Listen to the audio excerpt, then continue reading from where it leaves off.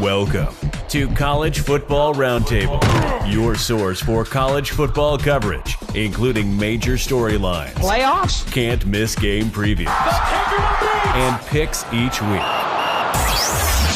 Join your hosts, Dan, Rob, and Jordan at the Roundtable for a show unlike anything else.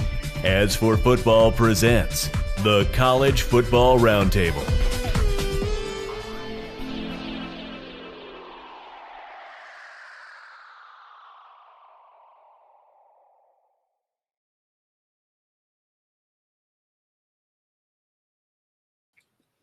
Welcome back, ladies and gentlemen, to another College Football Roundtable. This week's headline actually reads, Texas is back. The Buffaloes took it personal and handed Nebraska their second loss and are now 2-0 for the season.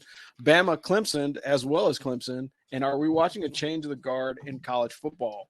What's up, Trash Talkers? Welcome back to another College Football Roundtable, or if you prefer, Ring Knocker Radio. Right now we are 2-0s and we're waiting for Joe, but he's coming on tonight, so we will be able to have him participate with us. However, without nice.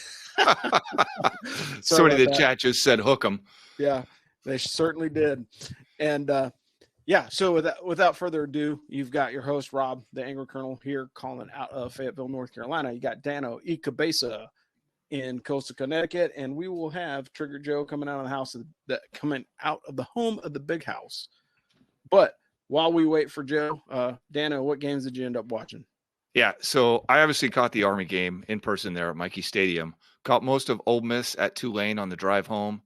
Thought Tulane was going to pull it out, but they just did not quite have enough. And then I watched about the first half or so of Texas at Bama, enough to realize that Bama's O-line needs some work and that they were not going to come back.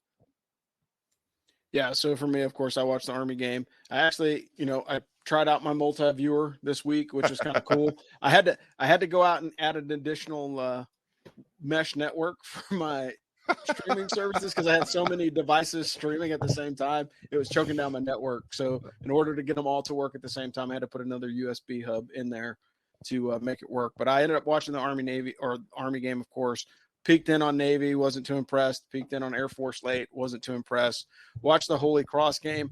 Hey, that's two future Army opponents, and I will tell you, Holy Cross actually looked better than Boston College. How they won that game is nothing. Yeah, I was going to ask, for those of us who totally missed it, who actually pulled that one out? I saw it was close. Yeah, it was BC, but it was not by much. It was a very highly contested contest, which, could be good or bad depending upon how it goes for the rest of the season. Hey, I know some UNC fans that had ulcers after playing App State. Like, that was danger close. And I was watching that game and I was like, wow, because I know a whole lot of people are going to be upset on Sunday morning if they didn't pull that one off. Buckeyes against Youngstown State and Michigan against UNLV. That was basically the same game. They had the same score and their performances were about the same. And then, of course, watch Texas abuse Bama, which was surprising because being completely honest, I don't think anybody saw that game going the way that it was. I knew if it was close at halftime, maybe Bama had a chance, but okay. So here's the thing. This is the statement for 2023. We had too much faith in Nick Saban. Yeah, I mean that's nuts. Yeah, that's fair, and that's insane to think that because when you really look at the overall disposition of college football, and we'll get into it a little bit deeper. We talked about it last week. The transfer portal helps. Like, hey, guess what? 2 weeks ago, nobody was talking about Travis Hunter. Now everybody can't stop talking about the guy, And to his credit, the guy's an athlete. He plays very, very well. There's other players in college football, but again, he is like the marquee player outside of Caleb Williams that hit the transfer portal and actually is benefiting from the move to a new team. But while we're waiting for Joe, again, we will jump into our reading. So we have the sponsor here called BuyerBarn.com. And Buyer Barn is founded by my classmate, class of 97 graduate, Dan Robinson. Dan ran a traditional farm co-op and animal auction and realized that there was a better way to modernize the farm sales and bring it into the 21st century. So he and his co-founder, Dinu, took their experience in IT management and development and created the world's first farm-to-farm online auction and sales platform. Buyer Barn provides reduced health issues by cutting down animal and owner contact, reduce animal fraud through a buyer and seller rating system, a fully integrated auction platform with secure payments, convenience to buy and sell on your own time, and better market pricing because you have a wider audience. So if you have any questions, go to info@buyerbar.com. They are making a special offer to military veterans who want to assist them in the small family farm revolution. And of course, there is a tab on the Ads for Football webpage. Just click on that and it'll take you right over to buyerbarn.com. Welcome, Joe, from the home of the big house. What games did you watch this weekend? And no, it took you a little bit to get on here, but we want to know what was on your TV after you got back from watching Michigan slap UNLV around. Yeah, forgive my tardiness. I got the little ones right now, so just passed them off to Mama. Texas and Bama was an eye opener for a lot of people. But Texas played them really tough last year, so I was expecting a good game, just not the way it looked. But Utah and Baylor was a good one, and then I love watching Prime do what he's doing. So amongst the Michigan UNLV game, I was watching Colorado thump Nebraska. Yeah, that's fair. I will tell you, man, as much as we'd like to say that Bama is having a backslide, I think it's just because with the transfer portal now, like, again, and just like the note said, NIL's starting to become the equalizer. If you can produce cash, you can get the players that you need to fill those gaps. Where normally if somebody graduates, you're like, oh, crap, like who's in development that can step up and fill that role? But nowadays, It's just like, hey, let me just scroll down 24/7 sports and see who's available and then start making some phone calls. Yep. You know what I mean? The backside of that, too, is if you're the fourth linebacker at Alabama, you don't stay there. You go to wherever they're looking for a number one linebacker. Yeah. Well, absolutely. And the other thing, I was going to say this really quickly, but you want to hear something that's really funny? Like, talk about the transfer portal being an equalizer. The last two quarterbacks to beat Alabama were transfers. You got Joe Burrow and now Quinn Ewers. So both of these guys are transfer portal guys going to another team. And then, of course, if you watch the full game and watch the end of it, add insult to injury, Texas chanting SEC at the end of the game. Like, it's like, how about a little class, guys? But I'm sure I would have joined in on the chant, too, if I was a Texas fan. Oh, you can't dominate like Bama did for so long and then not have some people relish in your fall. That's just the way it works. They were so good and so dominant, they made it boring. But I was going to say about the portal, when we first started together, the three of us, I remember early on, maybe week 3, one of us said, college football, it's not going to look anything like it used to in a couple of years because of the transfer portal. And I'm not saying anything bad about it because everyone's doing it. And I know the Wolverines have benefited from it quite a bit. But it seems like the Wolverines are replacing their left tackle and 2 other linemen and a linebacker every year through the portal. That's nuts, man. It's, you can live by it, die by it. But Ernest Hausman from Nebraska, I think he's one of our leading tacklers for Michigan, and he started as a true freshman for Nebraska a couple of years ago.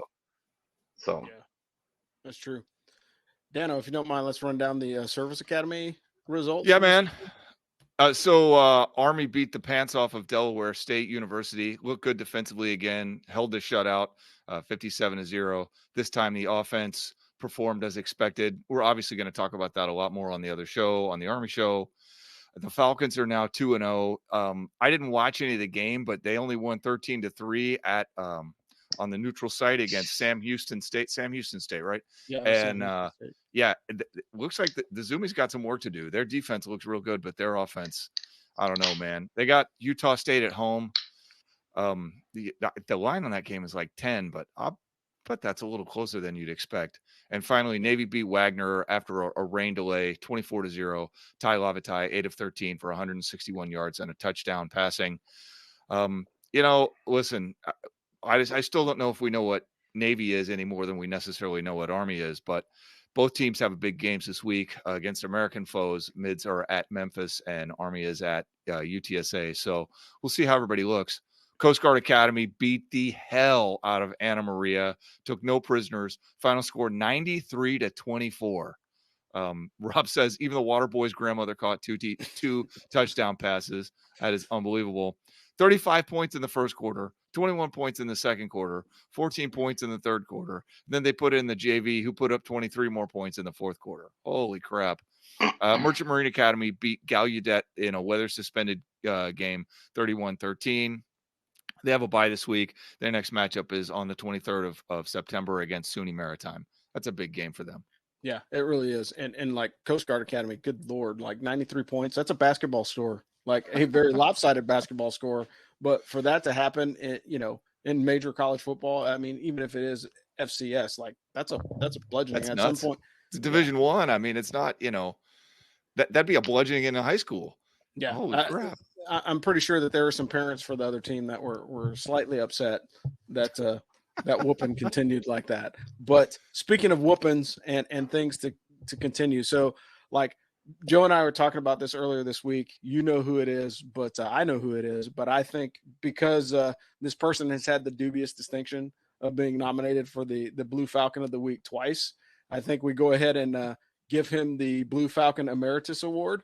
And so whenever we don't have a good one, like he automatically becomes the Blue Falcon. So he will always be the Blue Falcon. And then we'll find somebody else on top of this. But without further ado, let's go to Joe for the Blue Falcon of the Week.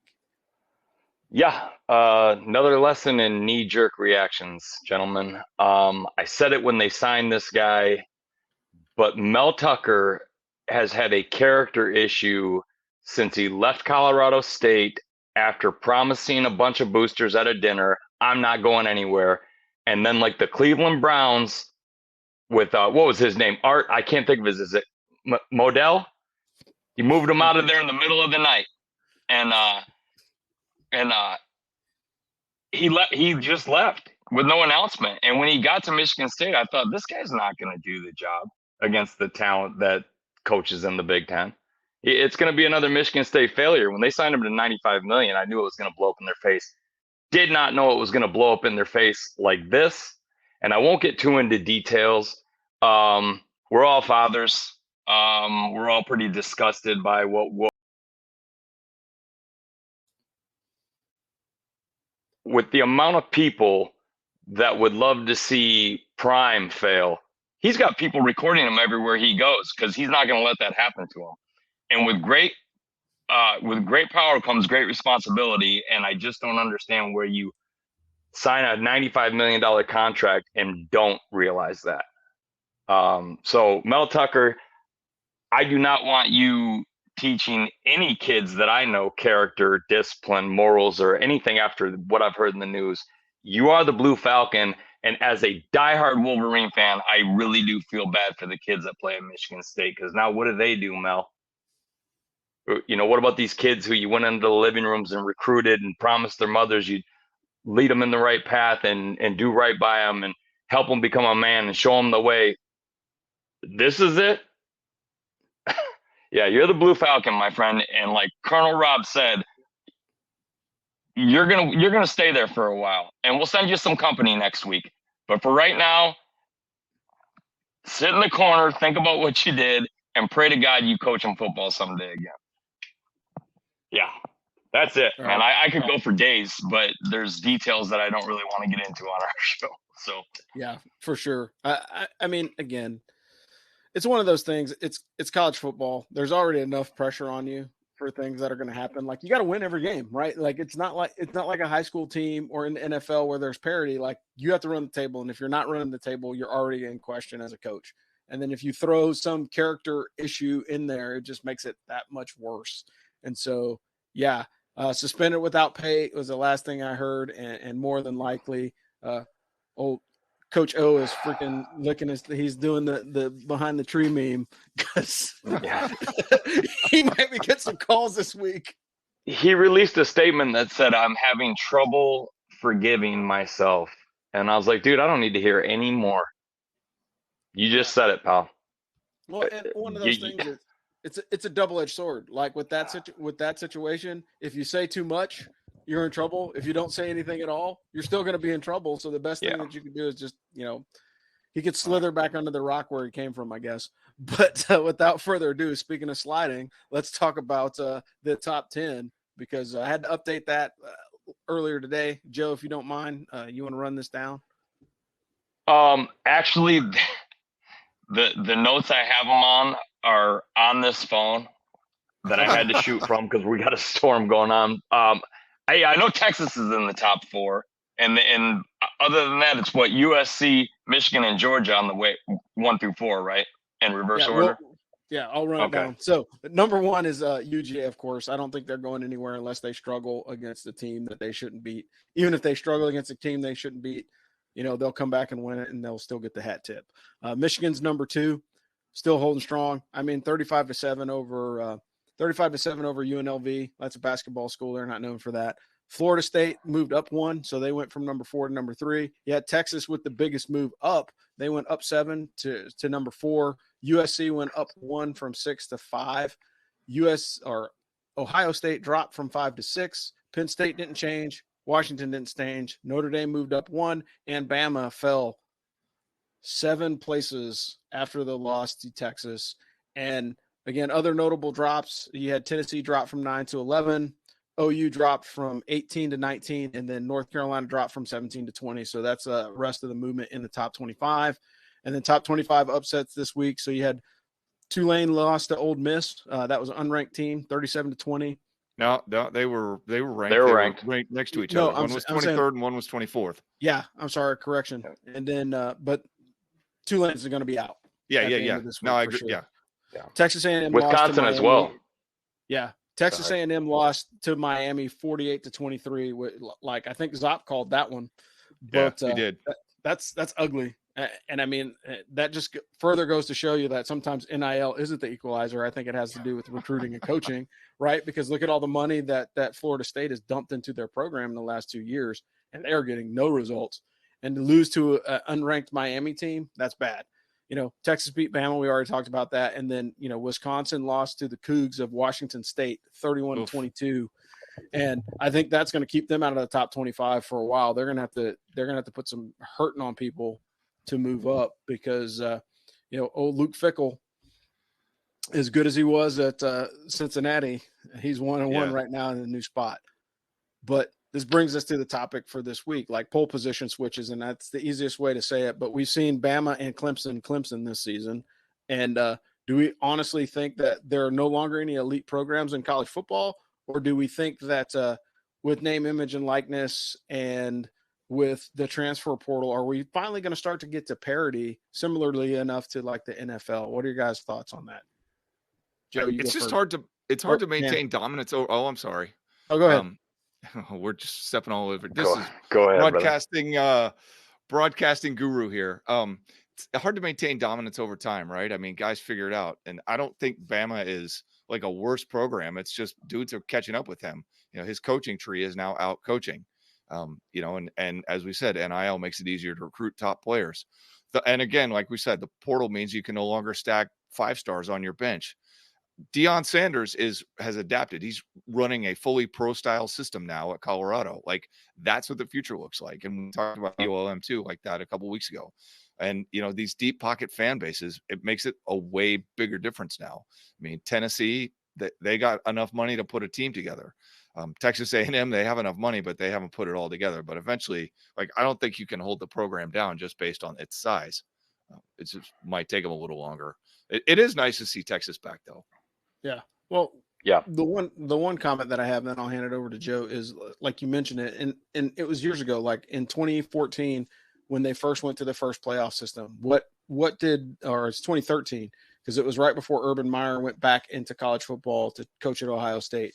And what he said is, when I get to that team, I've got to build a team to beat them. And he points over his shoulder, and it was in the BCS championship game, and Bama was playing. And so I think like smart coaches are not just designing a team that can win in their conference. They're looking at a team that can beat the most dominant teams in the country. So if you're building your team to beat Alabama or USC or Clemson, like you have a much better chance of running the table in your conference, but you also have a better chance of beating those teams in the postseason. But Joe, what are your thoughts? Yeah, as far as parity goes, if we don't have it, we're as close to it as we've been in a long time. Otherwise, Prime doesn't go into TCU after kicking 40% of his team and thump the team that played for the national title with a team that didn't even go to a bowl game. I mean, I love what Prime's doing, not just because I was a fan of his when I was a kid. but he's proving that, you can still be romantic about college football. Every game isn't already decided. And I know they still got to play the games, but no one was picking Colorado. Colorado was 20-point dogs in that game. And they went in there and won. That team just played for the national title last year. And I know they lost Max Duggan, but it was still TCU. And 2 years ago, Colorado loses that game by 30 points. And I love the fact that he's come in, and yeah, the NIL is a big deal. You couldn't get a hotel room in Boulder this weekend. And I've got family out there. And when was the last time Colorado was selling out games like this? I don't know but they were in the dark ages there for a minute. So it's a beautiful thing, because I am a football nerd and I'm romantic about sports. It's just a beautiful thing to see an aspect of college football where, Georgia looks unbeatable, and then Ohio State, who lost to Michigan by 2 scores, misses a field goal, or they win the national title or are playing for the national title. I mean, I thought that was the best representation of parity and the right teams getting in, because as people like to say, Michigan choked. Well, they lost by 6 to TCU, and they gave up 2 pick sixes. Can't do that. As soon as they did that, I knew the game was over. But there was no blowouts. Yeah. There was no blowouts. Ohio State loses by 1, Michigan loses by 1 score. And I can't remember what the national title was, but I mean, Georgia is the closest thing to Bama. And just like Dano said, where'd their head coach come from? Yeah. I mean, people are figuring it out because they learned it through, Nick Saban might go down as the greatest college football coach of all time when he's done. I don't like saying that. I'm not a huge fan of his, but a lot of the guys that are having such great success did come from that system. And Jim Harbaugh's turned out quite a few head coaches from his system as well. Like Jed Fish went out to UCLA and pulled 3 or 4 coaches and a couple of players with him. And it's kind of like you want to cry over the spilt milk at first, but then transfer portal, NIL, there's just so much turnover, and you're getting guys with experience that weren't on the team last year that are quality starters. So if it's bringing me college football, then I love it. And I don't think it's hurting the game. So it's actually made it more exciting and a little more interesting. And I think every game really does need to be decided on the field, because you don't know what you're dealing with, because like I said, so much turnover. So big fan of it. Yeah. Well, one of the things I will say though, like this is one of the things that kind of bugs me, and it's all the rule changes, right? Like, sure. Big time Army fan, as much as I like to see, dudes getting cut blocks and all those things, like if we could regulate the transfer portal like we're trying to regulate blocking on the field, or keep the NCAA out of it completely, either they're all in or they're not. And I think it's just that's problematic for me, because again, it's like I would love to see Army, Navy, and Air Force continue to run their offense as it was intended. But what we're turning into is like that pro style offense. Like everybody's going to have to run some variation of that. Like you can have a run heavy pro style, or you can have a throw heavy pro style offense. But, we're starting to get to that point. And then one of the other things that I found a little bit unnerving about the Alabama-Texas game was the fact that they were harping on the injury to the defensive backfield in Alabama. Right. We see that in pro betting all the time. Like that's why there's an injury report. So people can adjust their fantasy rosters and change their betting lines based off of who's in or who's out. And you can tell the difference between, a team that has their key weapons and a team that doesn't. Look what happened Kansas City, right?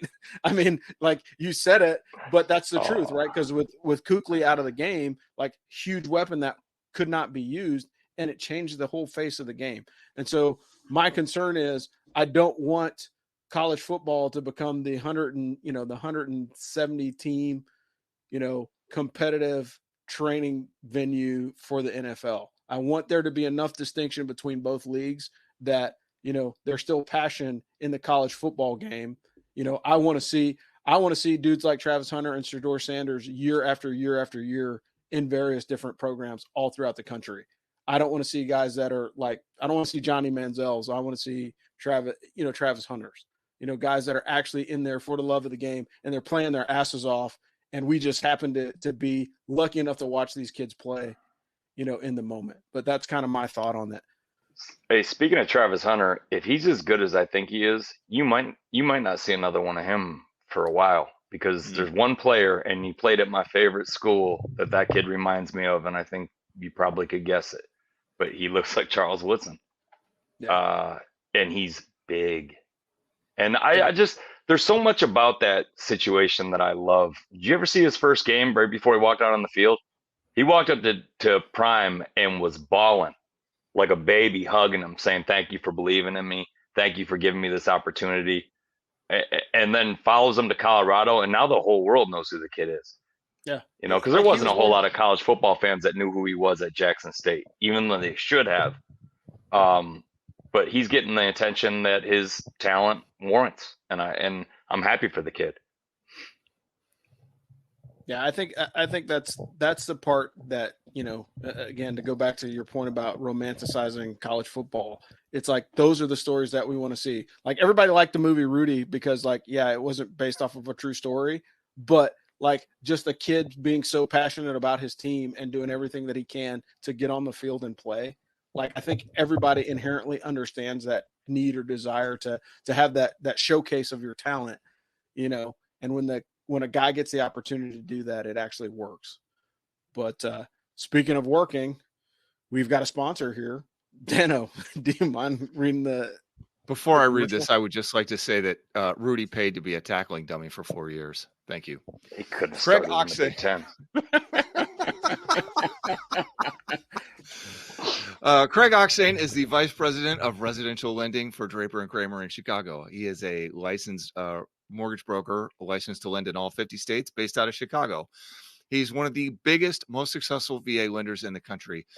Friends, the mortgage process is super confusing. Interest rates moving all over the place. You know, you really don't want to deal with some clown who's just trying to make a buck off you. You know, they give you like 2 inches of paper to sign. You don't know what it means. You know, they're going to take your firstborn kid if you can't make these payments. Definitely going to lose that house. You know, deal with somebody who actually cares, that you can trust. Not a call center, not some random big box bank or mindless website. Deal with Craig like he's a guy. And this is how the West Point Network functions. Craig is helping us stay in business here at As for Football, and we're helping you get the best deal on a mortgage that we possibly can by introducing you to this guy that you really need to meet. It does not charge a lender's fees for veterans. That's a huge savings, about $1,300. Like, that's a lot of money. So Craig Oxane, vice president of residential lending. Check him out. He's links on our website. You just go to asforfootball.com, click on the little button, fill out a little questionnaire. You'll be talking to Craig in a couple of hours. Everybody raves about the dude. I'm telling you, this is the way to go. So thanks. Thanks, Dano. All right, so let's go into the games of the week. We're only going to highlight a couple of them, but there are a bunch of matchups. Hey, we got football on Thursday again, which is great. So if you have an early weekend, that would be awesome. You've got number 22, the U, taking on Bethune-Cookman at 7:30 on the ACC network. I don't know if I'd really want to watch that one, but again, it's like, it's kind of weird this season because I don't think I can ever recall in recent memory, like the Powder Puff games being lined up, you know, almost 4 weeks into the season. Yeah. Took the words out of my mouth. But it's happening. You got Navy and Memphis. That's going to be the primetime game on ESPN on Thursday. That one's usually a good contest. Not to say that I give the Mids anything, but usually they play Memphis pretty tough. That's usually a back and forth game. So if you want to watch a good football contest, that may be better than the Thursday night football game because I'm not sure exactly who's playing, but definitely opportunity there. Friday, you got 3 games on Friday. You've got Army against UTSA. The kick is at 7:00. That'll be on ESPN. I think it's also going to be on the ACC network locally for those of you guys that are in Tejas. You've got Virginia and Maryland playing at 7. That's the 7:00 kick. And then you've got Utah State and Air Force. So if you can split your time between Army and UTSA, but if you are a Zoomy fan, I am still pulling for Utah State because I think they're a much better team. But moving on to Saturday, early kicks. You got LSU and Mississippi State. That one probably will be okay. You've got Florida taking on Boston College. That's going to be a drubbing based off of the way that Florida State has been playing the last couple of weeks. Boston College is probably going to be trying to get out of there with as few injuries as possible. You got Penn State against Illinois. That one might be okay. I don't know. Wake Forest against Old Dominion. I think that one's going to eventually turn into a rivalry game in the next couple of years just because ODU is close enough where they can travel, and Wake Forest is actually better than we thought they would be without Sam Hartman. So that one might be an interesting matchup in the early kicks. You got Liberty at Buffalo. You got K-State and Missouri. So you've got that on the SEC network at a noon kick. Again, here's another one of those weird ones. Weber State versus Utah. That's a early afternoon, so this is 2:00. That'll be on the Pac-12 network. That might be the only Pac-12 game that's kicking before 6 p.m. Got Central Michigan and Notre Dame. Like, I don't even know why we're playing that other than to exchange the check. Just hand them the money and call it good. You've got Minnesota at North Carolina. I think that game's going to turn out to be better than it is. I think North Carolina may come in a little bit flat just because they straight up had an emotional game against App State. And good old App State. Hey, like, whether you like it or you don't, App State is a very good football program. And I think that, like, they literally were like a sneeze away from beating UNC. And Drake May almost lost his Heisman opportunity just that quick if they would have lost to App State. You got San Diego State and Oregon State. I think that'll be a decent contest, 3:30 kick. Got South Carolina and Georgia. Do we think that Spencer Rattler can show up and play upset monster again? I don't know. I mean, if he played like the way he did at the end of the season last year, which took him some time to get there, like, it's too early in the season for him to be in that late season form. He had done that last season, but I don't think he's got the chops this season. You've got Oklahoma at Tulsa. That's basically a home game for both of those teams. Number 19, Oklahoma against Tulsa. They look decent against SMU. They'll probably look decent against Tulsa. You got Northwestern at a ranked Duke team. Like, who would have thought you would see Duke in the top 25 of college football? Basketball, yes. Football, not so much. You know, I heard somebody talk about Duke and Clemson the other day. And, like, when you look at the rosters, Clemson has like 53 5-star players or 4 5-star players, and Duke has 2. So, all things being even, you know, Clemson should have won that game. But was it coaching? Was it playing? You know, you can't put the ball in the turf. We all know that. But if you look at the way that Duke played, their quarterback is for real. Like, I forget his name off the top of my head because I've only watched him once, but that kid's no joke. He's slowly creeping up there. Do not be surprised if he is in the hunt and they start talking about him for the Heisman in the next week or so. If he has another good performance, and it's going to be against Northwestern, like, this kid's going to have a chance to throw a bunch of balls because Northwestern is going to struggle this season just based off everything that happened in the offseason with the coach. You got Virginia Tech and Rutgers. That's going to be on a Big Ten network at 3:30. Hey, watch that one for Army alums going on to coach at that school. You got FIU and UConn. That one will be an interesting matchup, Dano. I know you're probably going to be watching that one. But I think FIU is a decent team, you know, and UConn is coming UConn's 0-2. They got to find a way to win this game. I mean, that's too disappointing. Sure. Opening contest, I don't think, you know, necessarily we're expecting them to beat NC State, but last week I thought they'd show up a little bit more. I don't remember who they played, but they lost bad. Yeah. Well, this one's going to be a good one. East Carolina and App State. That one's going to be a great game just based off of the way that both of those teams play. East Carolina is always in the game. They rarely get blown out. And App State, I don't know what the line is, but I'm definitely I'd bet the over on that one pretty easily because I think both of these teams can score and they got a lot of talent. You've got Alabama licking their wounds against the University of South Florida. Sorry, South Florida, you guys are going to take a beating because Saban is going to put it on you if they can. You know, I don't know how USF's defensive line looks, but if their defensive line is anything remotely close to anything that Texas put on the field, Bama might be in trouble. Yeah, USF looked competitive with Western Kentucky, but not good. Yeah. So I think the Tide will be all right. To touch on what you said about Bama, you know, it was kind of like what we were saying earlier. They were so good for so long that you've seen this stuff growing up and playing sports where maybe it was a crosstown rival or another school, but all of a sudden they graduate a bunch of talent. They put a bunch of talent in the NFL, and the guys behind them, all of a sudden they have a swing and a miss. They're allowed to have a swing and a miss at quarterback every 15 years. And, you know, maybe this guy doesn't want to step in and fill Jahmyr Gibbs' shoes, or maybe he's not built like that yet. You know, you can't reload consistently every single year and get the exact same results without having one down year or one off year. It's incredible they did it as long as they did. But maybe Bama is in trouble because offensively, they did not. Like, Bama always had a shot offensively. If they were within 2 scores and there was 8 minutes left, game was well far from being over. And that team couldn't move the ball. Yeah, I think they've got some issues. They got to hammer out some new line plays. Maybe it's shifting some positions around or putting some new guys in, put some young guys in. Who knows? But I mean, for the future of that program, I don't think their quarterback is as like. Look, he won the damn Heisman Trophy last year. Their quarterback is not as good as Bryce Young, or not, or close to it. Had a Heisman finalist and a guy going back for a second time, going for the Heisman Trophy. Yeah. Got Tulane and Southern Miss. I think that'll be a good game. Southern Miss plays hit or miss, but I think they'll play Tulane tough. You've got ULM at Texas A&M. Like, this may be the only time ever I root for ULM. I would like to see, old Jimbo Fisher get another black eye 2 weeks in a row. And that's just because, Texas A&M, I think they sleep on a lot of their opponents, and that's what usually gets them in trouble. It's not the fact that they can't play them. It's that the fact they're like, well, we're Texas A&M. And like, those of you that served in the Army for more than 2 days and served with somebody from Texas A&M, you know what I'm talking about. So we'll move on. Western Kentucky takes on Ohio State.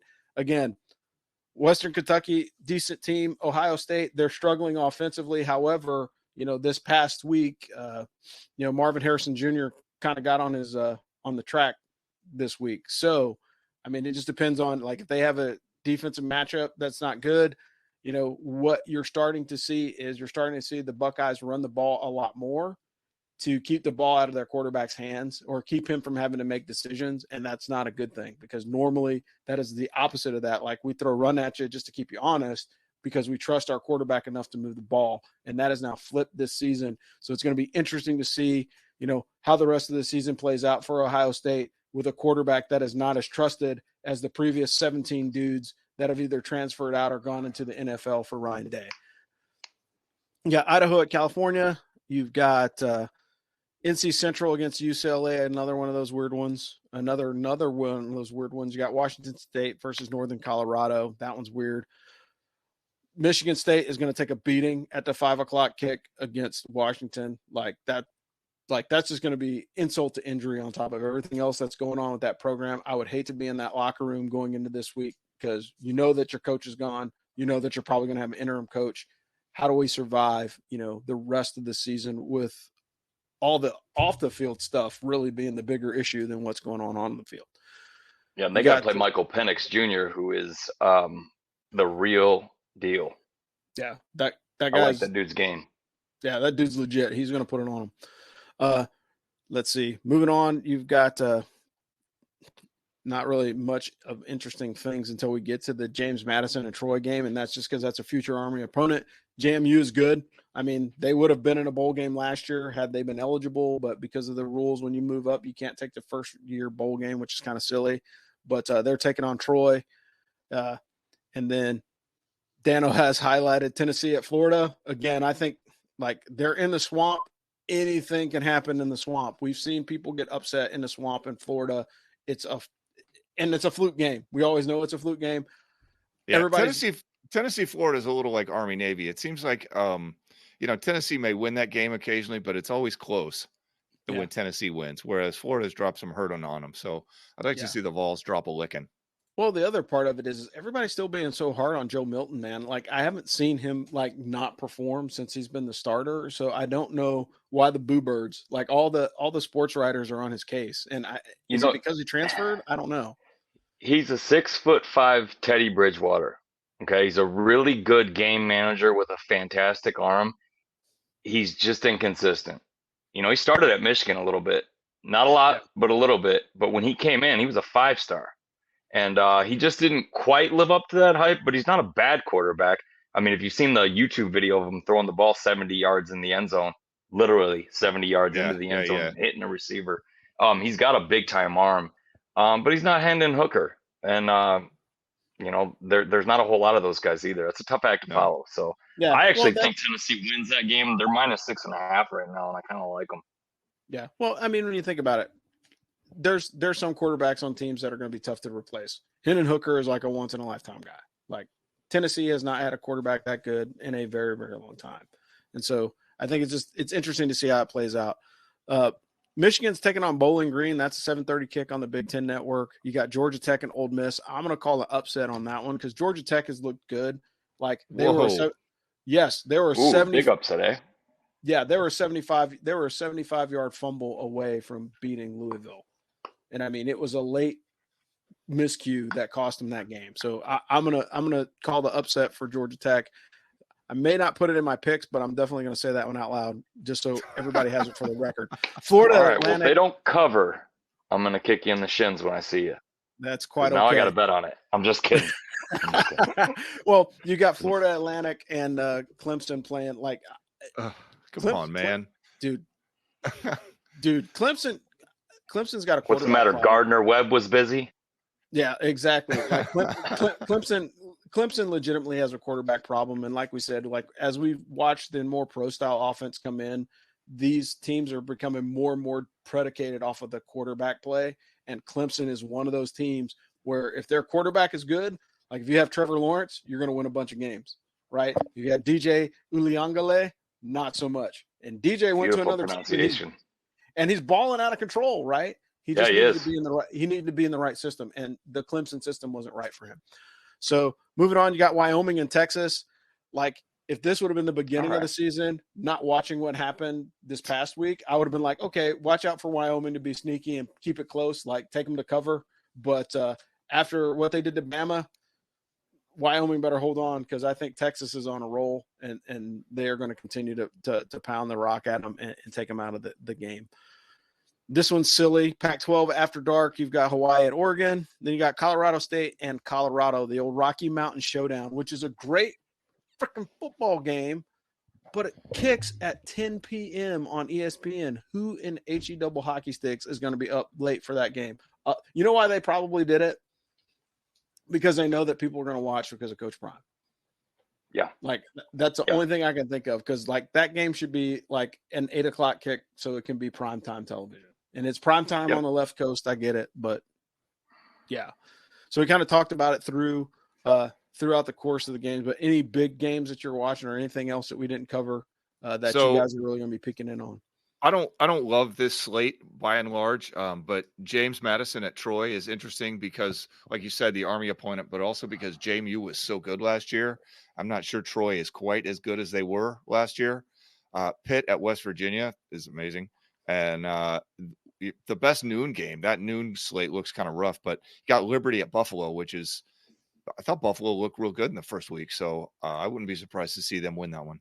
Yeah, the old Rocky Mountain Showdown, man. That's a old Big East rivalry that went away with all the conference realignment, which is unfortunate because that's a huge game. Like if you know anybody that went to Pitt or WVU, like that is their Super Bowl. So I think that's very important. Joe, how about you? JMU just beat Virginia. Yeah, I saw that. I mean, they're good. They were good last year. They're good this year. I was very surprised by that. I actually played Virginia plus 6.5, and it cashed, but because I knew it was going to be close. I was like, okay, we'll find out how good James Madison is because they're going to Virginia to play. So yeah, that Troy game would be fun because Troy always plays tough for some reason. I'll probably have a little interest in Colorado because Vegas still does not know how to handicap them. I hit a Shedeur Sanders, Travis Hunter, and the points with the under, with the under 50 last weekend. I hit a same game parlay because Vegas still doesn't really understand what they're dealing with. And we talked about Heisman earlier. Shedeur Sanders is the favorite for the Heisman if we're asking right now. I mean, there's no question. No one's got his stats. The guy has beaten 2 quality teams and hung huge numbers. So, and that RG3 actually agreed with me on that one. He said it earlier this week that would be his number 1 for the Heisman. So I'll check that game out, and I'll be tuning into Michigan, but I'll never miss a Florida Tennessee game. If it's on, I'm going to watch it. Like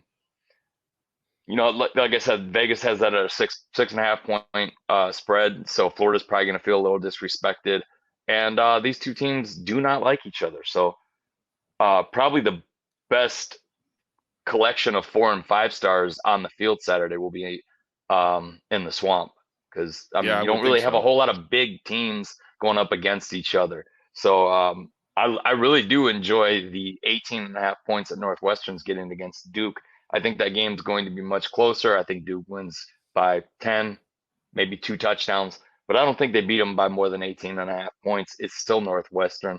The one thing Northwestern has in common with Army is they always play very disciplined and hard-nosed football. Now, I don't know if they lose that because they don't have Pat Fitzgerald, but I still say they put up a respectable fight, and Duke probably wins 10 to 14 point game there. So I'll be checking those ones out. Tulane, I'd like to see them come back and come back this week and get a dub, because I've kind of been on them since last year. They made me a lot of money. I love their uniforms, and I was rooting for them against Ole Miss. But so I think they should have a bounce back week. And Washington and Michigan State, because I want to see exactly how good Michigan State is before we play them, or Michigan plays them. So that's about it. But like you said earlier, until we get a little deeper in the season, there's not going to be those games that you're like thinking about the night before, getting excited about. So yeah, that's about it for me. I don't like Michigan's soft schedule this year, and I'll take as much crap from people that don't like Michigan as they'll give me, because it's fair. I'd be saying the same thing. It's the first time in a long time Michigan hasn't played a ranked opponent or a big time school before they started the conference. I understand why they did it. I still don't like it. I'd like to see them play another big game where you really don't know who's going to win early on in the season. So yeah, that'll be what I'll be watching. Penn State and Illinois should be interesting, but I think Penn State goes in there and hangs it on them pretty good. And then Minnesota, North Carolina. Yeah, for sure. And before we go into weekly locks, the one thing that I did want to say is, like, as we're moving towards the 18 playoff, I think the Powder Puff games are going to be a lot more frequent, and people are going to front load their schedule so they can be like so they can be in the discussion. Like, I want to be hanging around in the top 10 so I can be in the top 4 towards the end of the year, because what I don't want to do is I don't want to be Notre Dame and play Michigan the first game and then lose one, or be like Ohio State and lose to Virginia Tech, even though they weren't supposed to, and it completely derails the rest of the season. So everybody's going to front load the not so great teams so they can have the best record possible as we're getting into the stretch.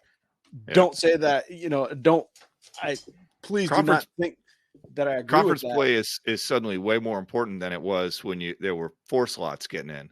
Now you really need to do well in your conference, which, maybe that's an improvement, maybe it isn't, but I've seen a hell of a lot of cupcake games early in the season. Yeah, because we're in week 3 and we still got dudes taking on, schools that they shouldn't be playing. Anyway, let's pause for a second and we'll jump into the weekly locks. Weekly locks. Dano, what you got? I went 1-2 last week. Colorado came through, but UMass and Bama both disappointed. I almost took UConn. They also disappointed, as we said. Tennessee -6.5 at Florida. I just think the Vols have much more talent. After watching Florida get smashed by Utah, I was not impressed. I mean, I understand losing that game, but getting smoked, that's a different thing. Also took Florida State -28 at BC. Surprised it's not -40. That's a little weird. And UMass at Eastern Michigan over 52.5. UMass is a dead nut over team. They may score some points, but they do not stop anybody. Yeah, that's fair. Joe, how about you? I like it. I'm not getting off the Colorado train yet. They're -22.5 at Colorado State, and after beating Nebraska by 22 points, I think they cover here and cover quite easily, to be honest with you. I like Tennessee -6.5, and for the same reasons Dano does. I watched that Utah Florida game, and Florida didn't just get beat; they got pumped. I mean, they got smacked around. Their offense was not all out of sorts. And I've just not seen a Florida team that didn't look that physical in a long time. And this one's going to throw you off. But because of what you said about the Buckeyes, Michigan is doing the same thing. Okay. They didn't have their starters in midway through the third quarter of the last game. And I think they're going to do it again this week. So I'm taking Bowling Green +40 because I think Michigan's going to win a 42-7 game. I really do. They have these 6-minute drives Michigan might not score 40 points themselves. So I mean, what do they care, right? A win is a win. You get out of there healthy. You're happy. They've won their. They beat ECU by 27. They beat UNLV by 28. So I'll take 40 points. Because once your third stringers are in there, all scouting reports are out the window. And Michigan's. When the scrubs are in there, no one cares if they just get some plays in. So that's really just clock time in my opinion. But I like Colorado minus the 22.5, Tennessee minus 6.5, Bowling Green plus 40, and I'm taking Northwestern plus 18.5. Really? At Duke. That's bold. I think they keep it close. I don't really see them getting blown away. Yeah, I mean that is consistent, and I will say in most teams, usually when there is a coaching kerfuffle, it's not the defense that struggles because that's usually pretty consistent. And at this point in the season, the defense is probably further ahead than the offense, but a change in the front office like that is always going to have an impact. So moving on to my picks, I went 2-1 this past week. I hit on Colorado and Wake and missed on the Notre Dame game. Sam Hartman, jerk. Quit throwing touchdown passes. Right. I hope you stub your big toe on the way to the locker room, Sam Hartman. Yeah. So take the over in the Florida State BC game. Like this might be one of your special parlays, Joe, and look into Florida State scoring, 55.5 themselves, because I don't think they're going to show any mercy on BC. And the way that BC played against Holy Cross, like they were in a dogfight until the fourth quarter. So like if you are a Boston College Eagles fan, go ahead and get your lunch pail and get your Dramamine, because you're going to be going on a fast moving train, because Florida State has like the team speed at FSU is disgusting. Yeah. I mean, they covered 38.5 live last week. Live in the third quarter they covered. So they're just a scoring machine. Travis Hunter, that's another guy that might be in the Heisman contention here after another couple wins, because who'd they just chew up? LSU. Yeah. Everyone was questioning who the better quarterback was. They weren't questioning it after the first quarter. Yeah, it's a wrap. Like I think Florida State just has too much team speed, and so that. I said Hunter, Travis Henry. Yeah, Travis Henry. Sorry. That's right. I'm taking South Carolina to cover 27.5 against Georgia. That's nuts. That's nuts. Georgia's I'm good. Sorry. I love you, but that's nuts. I'm telling you, like the dance is happening, man. The dance Check is happening. his papers. Georgia is going to do it again. Georgia is going to be that team that is going to pull away in the fourth quarter and win by 10. Like that's what we've seen. That's what they did last year. We saw them do it against Missouri. We saw them do it against a lot of teams. Like they fooled around with their first opponent this season. It took them till midway through the third quarter before they really started opening the game up. And so I think 27.5 is reasonable, because Spencer Rattler is going to get you some points. He may not beat him, but he's going to get. The problem is that it's an SEC game in division, and they may just vaporize them. Like I agree, that could totally happen, but they may also show up and drop 50 in the first half. Yeah, that's true. But again, Georgia, Spencer Rattler might throw 3 touchdowns, but there's a good chance one of them's to the other team, because he isn't. That's fair. That's fair.